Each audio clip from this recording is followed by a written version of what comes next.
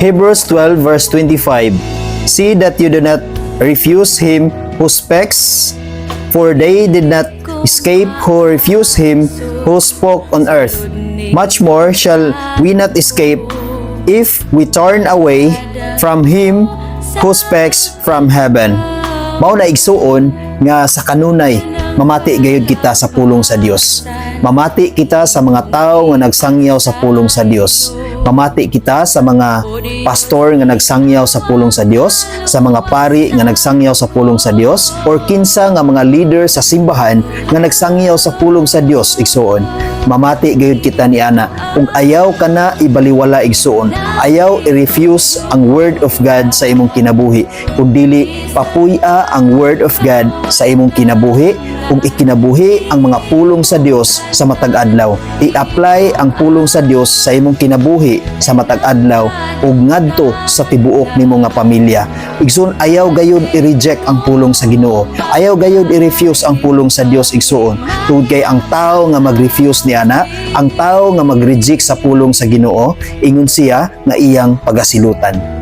Ayaw gyud sugot igsuon nga silutan ka sa Dios pinaagi sa imong pag-reject sa iyang pulong.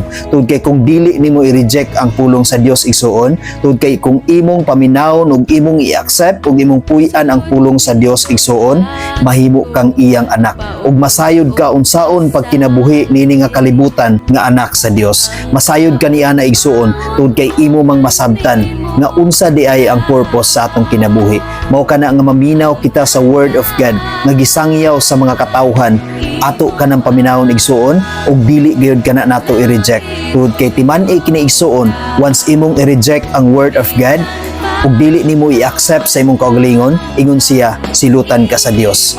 Tungod kay ang mga pulong nga langit nun, ang pulong sa Dios igsuon, mao kanay makapausab sa atong kinabuhi, mao kanay makapahimo kanatong matarong, mao kanay makapahimo kanato nga anak sa Dios. Busa igsoon ato gyud kana nga puy-an.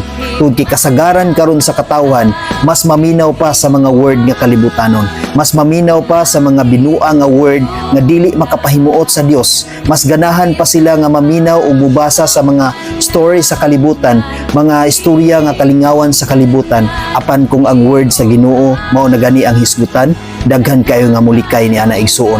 Maong kini nga verse nagpahinumdom sa tuwa nga dili nato kana puy-an igsuon, kun dili ang atong puy-an ang word of God. Mao kanay mo puyo sa atong kaugalingon, mao kanay mo puyo sa atong kasing-kasing ug hunahuna.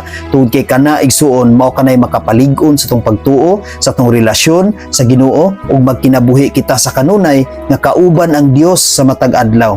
Mao kana ang gusto ni Lord nga mahitabo sa atong kinabuhi. Hinaut igsuon nga matagpulong inyong madungog nga about sa God, about sa word of God, ato gid kanang puy-an ug dili nato kana i-refuse. Tungod kay mao kana ang makatabang sa paghimo kanato nga anak sa Dios ug sa pagtabang kanato nga mahimo kita nga iyang mga tinuod nga anak ug iyang tinuod nga katawhan ini nga kalibutan. Amen. God bless sa tanan.